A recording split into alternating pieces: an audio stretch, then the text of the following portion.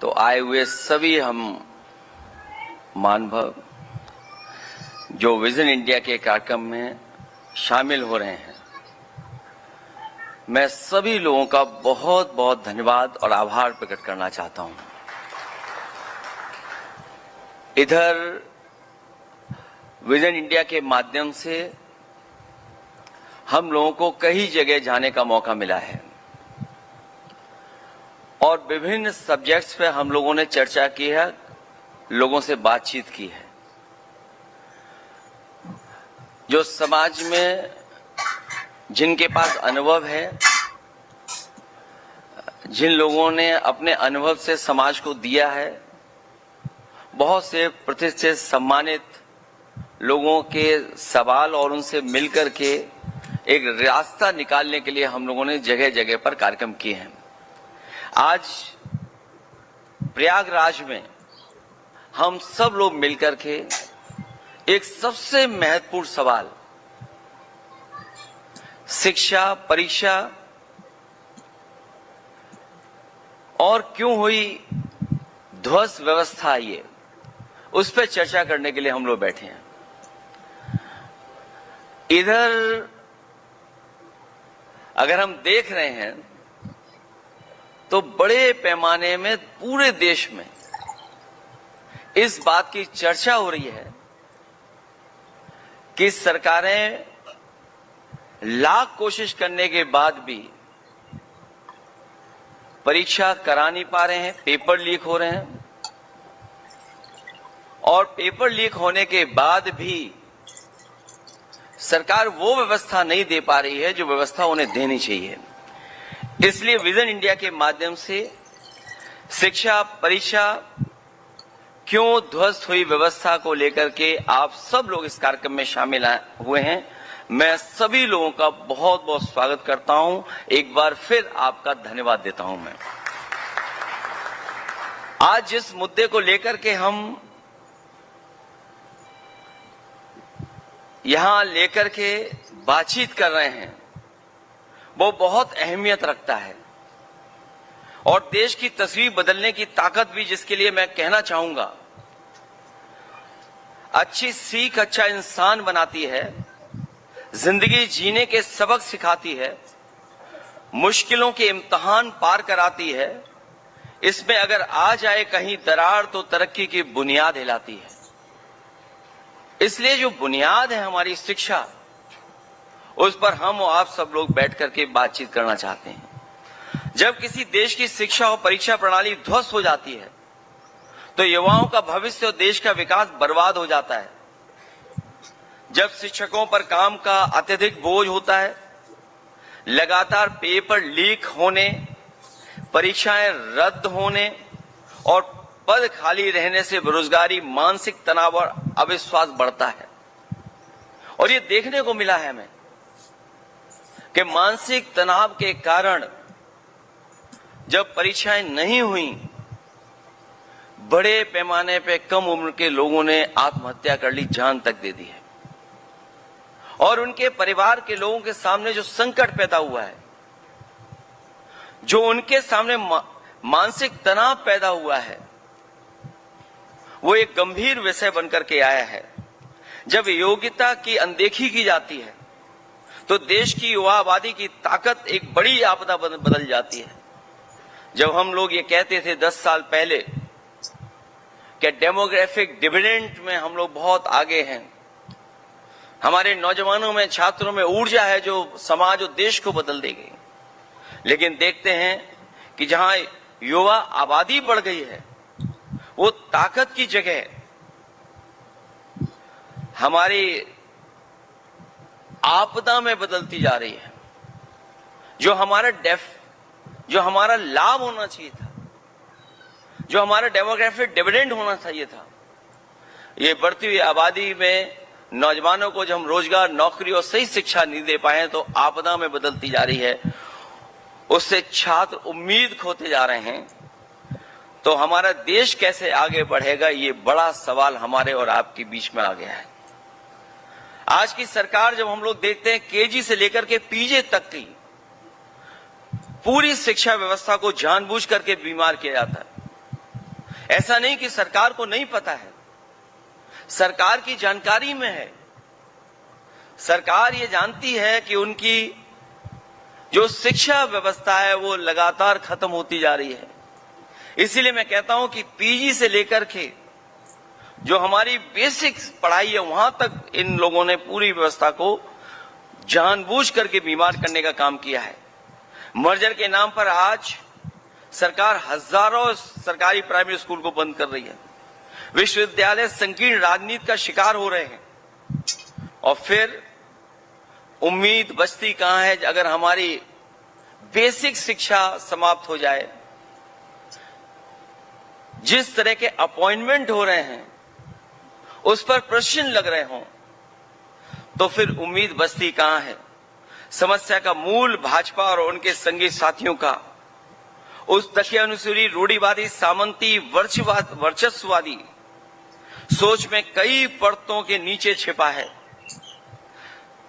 जिसके लिए शिक्षा, शिक्षक, शिक्षार्थी व शैक्षिक व्यवस्था धर्म संस्कृति के नाम पर अपनी राजनीतिक सत्ता बचाने के लिए गहरी साजिश, षड्यंत्र और गुप्त चाल का हिस्सा बन गई है। अगर हमारी शिक्षा व्यवस्था ही राजनीतिक और गुप्त चाल की व्यवस्था बन जाएगी, चाल चली जाएंगी, तो सोचिए हमारे सामने कितना संकट और सवाल खड़ा होता है। जो कभी लड़कियों की शिक्षा को हतोत्साहित करने के रूप में बाहर आती है, कभी शिक्षकों से चारा इकट्ठा कराने के काम में लगाकर उनका मनोबल गिराते हैं।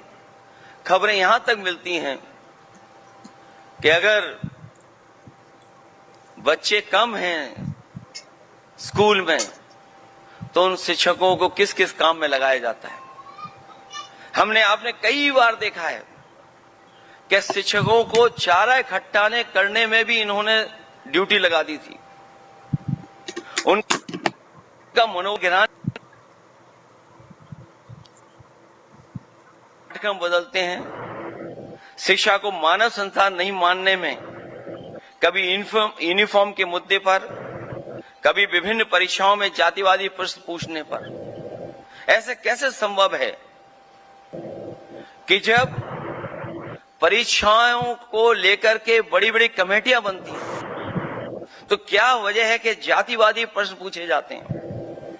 जरा सोचिए उस 6 साल की बच्ची के बारे में जिसे 3 किलोमीटर पैदल चल करके स्कूल जाना पड़े क्योंकि गांव का प्राइमरी स्कूल मर्जर के नाम पर बंद कर दिया जाए। रास्ते में डर, स्कूल पहुंचे तो शौचालय नहीं। आंगनबाड़ी में मायूसी पसरी है क्योंकि बजट नहीं है। देश के बच्चों के लिए पैसे नहीं हैं, पर विज्ञापन के लिए खजाना खुला है। अगर हम बजट देखें, जिस तरीके से विज्ञापन में खर्च किया जाता है, कोई विभाग नहीं बचा जिस विभाग से कटौती कर करके विज्ञापनों पर पैसा न खर्च किया जाता हो। अच्छी शिक्षा के लिए जितनी बजट की सलाह दी गई है, सच में इस सरकार में उसके आधे से कम बजट दिया जा रहा है, जो दर्शाता है कि आज की बदहाली के पीछे किसी सोच काम कर रही है। जब बुनियादी शिक्षा के लिए ही पैसा नहीं होगा तो रिसर्च एंड डेवलपमेंट के बारे में सोचना भी बेमानी होगी, क्योंकि रिसर्च और डेवलपमेंट के लिए जो बजट है वो भी विज्ञापन में खर्च करने का काम सरकार कर रही है। प्राइमरी से यूनिवर्सिटी तक हर क्लास में संघर्ष करना पड़ता है। इंफ्रास्ट्रक्चर की कमी सब जगह है। कहीं कुर्सी मेज नहीं, कहीं मिड डे मील नहीं, कहीं कॉपी किताब स्टेशनरी की कमी है, कहीं लैब नहीं, कहीं कंप्यूटर सिर्फ किताब में है। लैब का पैसा इवेंट की सजावट में खर्च और खेल का मैदान बिल्डर को दे दिया जाता है। फीस और खर्च का बोझ से लाखों बच्चे पढ़ाई छोड़ देते हैं। बड़े होते होते और समस्याएं आती हैं। स्कूल का सिलेबस कुछ और होता है, एंट्रेंस एग्जाम में, कॉम्पिटिटिव एग्जाम में कुछ और आता है। इसी गैप को भरने के लिए बीच में ट्यूशन और कोचिंग की जरूरत पड़ती है, जो रेगुलर एजुकेशन के अलावा एडिशनल एक्सपेंडिचर बन जाती है। प्रैक्टिकल के नंबर ट्यूशन से बिकने लगते हैं। कॉलेज में अगर हम देखें तो प्रोफेसर नहीं है, सिर्फ गेस्ट फैकल्टी पढ़ा रही है। पीएचडी होल्डर कुछ समय प्रति लेक्चर पर पढ़ाने को मजबूर है। न उन्हें इज्जत मिलती है, न पीएफआई अधिकतम पद इसलिए खाली पड़े हैं क्योंकि उन पर नॉट फाउंड सुटेबल का बोर्ड टांग दिया गया है। जबकि शिक्षक हैं, कॉम्पिटिटिव हैं, उनको नौकरी मिल सकती है, लेकिन पता नहीं सरकार के पास क्या कारण है कि जब उन्हें नहीं मिलते हैं तो जानबूझ करके नॉन फाउंड सुटेबल का बोर्ड टांग देते हैं। और ये केवल एक विभाग में नहीं, अगर देखेंगे तो शिक्षा के सभी विभागों में इसी तरह ये बोर्ड टांग करके बहुत सारे लोगों की नौकरियां और रोजगार को छीनने का काम कर रहे हैं। नियुक्तियों में आरक्षण की धांधली हो रही है और पक्षपात तो आए दिन देखने को मिलता है। स्कॉलरशिप कई महीनों अटकी रहती है और हॉस्टल के कमरों और मेस की दुर्दशा को देखने वाला कोई नहीं है। डिग्री के साल बढ़ गए तो महंगी शिक्षा और महंगी पढ़ने लगी है। गरीब का बच्चा पहले साल में ही पढ़ाई छोड़कर के बाहर हो जाता है, अमीर का बच्चा तो कहीं भी पढ़ सकता है। ये गैर बराबरी निंदनीय है और चिंतनीय भी है। और इन सब के बाद जब नौकरी रोजगार नहीं मिलता है तो युवाओं की मायूसी देश के लिए सबसे बड़ी चुनौती बन जाती है। इन सब का सबसे ज्यादा खामियाजा लड़कियों को भुगतना पड़ता है, जिनकी उम्र बढ़ते ही उनकी सुरक्षा हिफाजत के नाम पर, स्कूल कॉलेज दूर होने के नाम पर, टॉयलेट फैसिलिटी के न होने के नाम पर माँ बाप उनकी पढ़ाई बीच में ही छुड़वा देते हैं। अगर हम रेशो देखें तो बड़े पैमाने पे हमारी बेटियां बहनें पढ़ाई छोड़ रही हैं। सोचिए, जब देश की आधी आबादी पढ़ेगी नहीं तो बढ़ेगी कैसे? कैसे देश की तरक्की में अपना योगदान दे पाएगा? इन सब के पीछे आज की शिक्षा की उपेक्षा ही कारण है। न केवल ये, बल्कि हम समय समय पर देखते हैं कि हमारे शिक्षकों पे किस किस तरह का दबाव डाला जाता है। टीचर्स को गैर शैक्षिक कार्यों में लगाने और उनके ऊपर अनावश्यक दबाव डालने से उनकी शिक्षा देने की योग्यता पर नकारात्मक प्रभाव पड़ रहा है। जिस मास्टर जी का हम भगवान का दर्जा देते हैं, आज वो बीएलओ बनकर घर घर घूम रहा है। कभी जनगणना, कभी पशु गणना, कभी चारा इकट्ठा करना उसका फरमान आ जाता है। साल में 90 दिन वो बच्चों को नहीं, रजिस्टर को देखता है। फिर कहते हैं कि क्वालिटी क्यों नहीं है।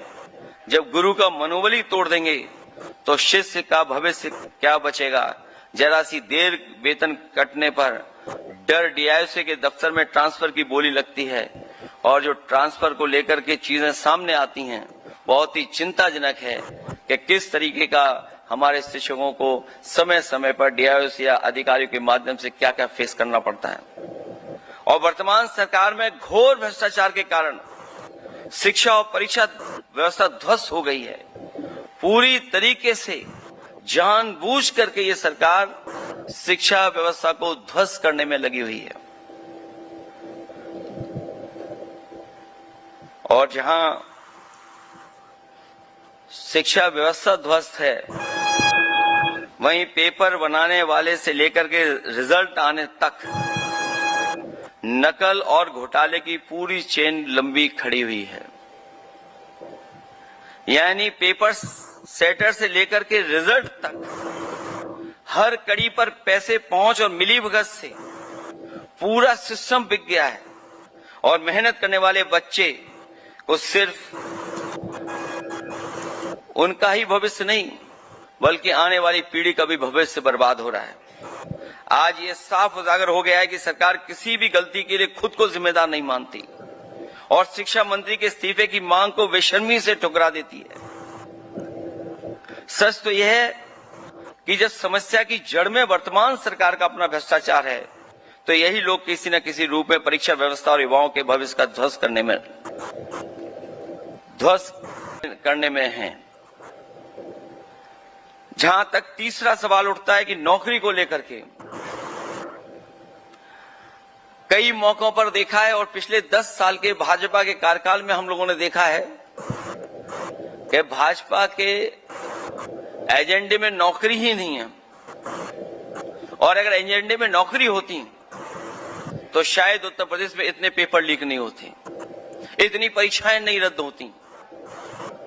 और मैं फिर दोहराता हूं इस बात को कि नौकरी भाजपा के एजेंडे में ही नहीं है।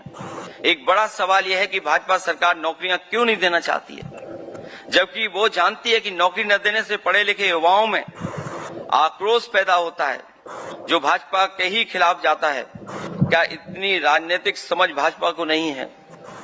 ये जानबूझ करके, ये जानते हुए भी कि युवा पीढ़ी आक्रोशित होगी, नाराज होगी, उन्हें राजनीतिक नुकसान हो सकता है, लेकिन उसके बावजूद भी नौकरी को लेकर के उनके बीच में कोई ऐसा ठोस योजना नहीं लेकर के आ रहे हैं। सच तो यह है कि भाजपा सब समझती है, सब जानती है। नौकरी न देने का फर्स्ट रीजन, पक्ष या कारण यह है कि भाजपा के लिए पैसा कमाना युवाओं के भविष्य बनाने से ज्यादा जरूरी है, क्योंकि युवा तो चुनाव में ही अपना गुस्सा निकाल सकते हैं, जिसे भाजपा सरकार ही हेरा फेरी से जीत लेने का मंसूबा पाले बैठे हैं। इसलिए युवाओं के पक्ष में कभी नहीं सोचते हैं, क्योंकि वो जानते हैं अगर नाराजगी भी होगी तो कई संस्थाएं उनके लिए काम करती हैं, और अगर नाराजगी से वोट खिलाफ भी पड़ जाएगा तो कई बार हमें देखने को मिला है कि उनके तमाम संस्थाएं उनके साथ खड़े होकर के चुनावी परिणाम भी उनके पक्ष में कर देती हैं।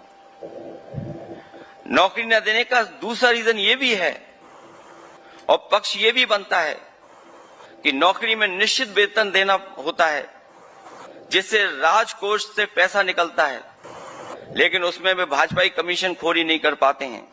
इसलिए वो संविदा की बात करते हैं, क्योंकि अगर सरकारी नौकरी मिल जाएगी, बजट से पैसा सीधे उनके वेतन में जाएगा, अकाउंट में पहुंचेगा, तो शायद भारतीय जनता पार्टी की सरकार के लोग कमीशन नहीं पा पाएंगे।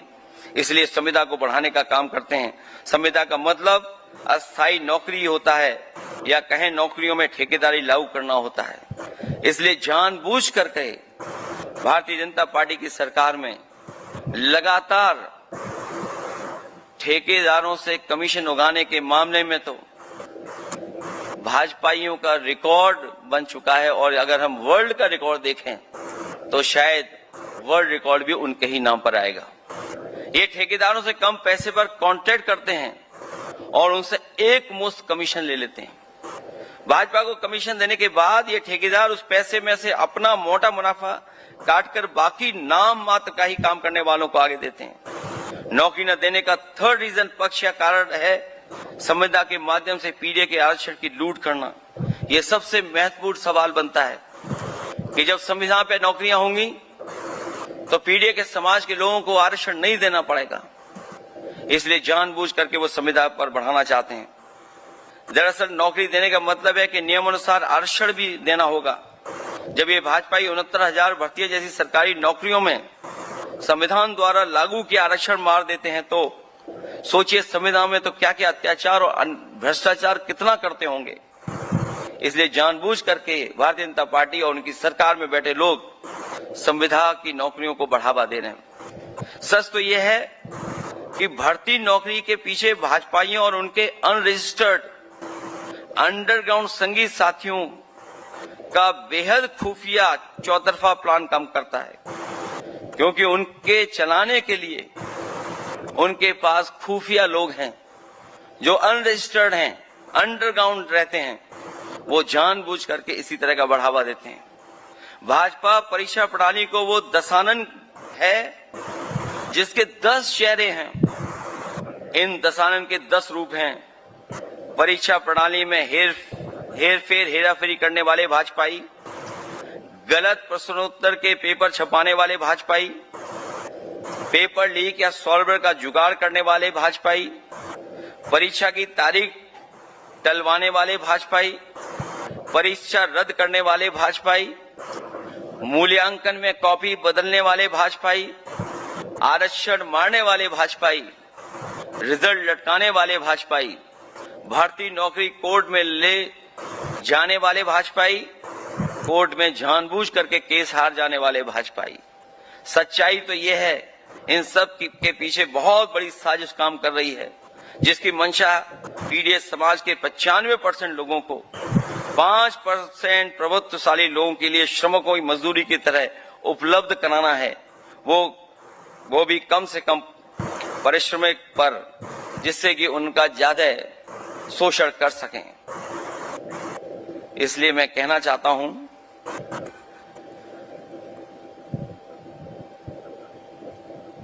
कि जहां साजिश और षड्यंत्र चल रहा है शिक्षा को लेकर के, वो हम लोगों ने अभी कुछ दिन पहले देखा था कि सबसे पहले उन्होंने प्राइमरी शिक्षा पे हमला किया था। और जब आंकड़े हम लोगों ने निकाले वहां के, और मुख्यमंत्री जी के खुद गृह जनपद के जब निकाले, तो वहां पर 500 प्राइमरी स्कूल बंद हुए हैं। इसी तरह पूरे उत्तर प्रदेश में 20,000 से ज्यादा प्राइमरी स्कूल बंद हुए हैं, कहीं मर्जर के नाम पर और कहीं किसी और कारण। तो जब उनके गृह जनपद में 500 प्राइमरी स्कूल बंद हो सकते हैं, तो सोचिए उत्तर प्रदेश में प्राइमरी एजुकेशन की हालत क्या होगी। हमें उम्मीद है कि समाज को भी हम सुधारने और सही दिशा में ले जाने में कामयाब होंगे। समान अवसर देने वाले और समानता के मानवीय दृष्टिकोण को उपजाने वाले हमारे पीडीए प्रेम, दया और अपनापन का संदेश देने वाले सामाजिक न्याय का राज लाना है। इसके साथ साथ बंधु राष्ट्र बनाना है। कुल मिलाकर मैं अंत में ये कहना चाहूंगा कि शिक्षा अच्छी होगी, परीक्षा सच्ची होगी, तो तरक्की पक्की होगी। मैं एक बार फिर आए हुए सभी लोगों का बहुत बहुत धन्यवाद देता हूं, आभार प्रकट करता हूं। मैं अपने आप को, जहां अभिषेक मिश्रा जी ने जहां शुरुआत की थी कि प्रयागराज त्रिवेणी है, त्रिवेणी के साथ साथ इस प्रयागराज ने महापुरुषों को भी समाज को सुधारने के लिए यहां से निकले हैं, उन सब से लोगों से जोड़ता हुआ मैं उम्मीद करता हूं कि प्रयागराज के इस कार्यक्रम से शिक्षा और परीक्षा को लेकर के कुछ ठोस फैसले हम लोग लेकर के उठेंगे, और समय आने पर जब समाजवादी हम लोग सत्ता में होंगे तो उनको लागू कर करके अपनी शिक्षा और परीक्षा की व्यवस्था को सुधारने का काम करेंगे, जिससे कि समाज और देश हमारा तरक्की के रास्ते पे जा सके। इन्हीं शब्दों के साथ मैं धन्यवाद देता हूं। आप सबका एक बार फिर बहुत बहुत स्वागत करता हूं। बहुत बहुत धन्यवाद आपका।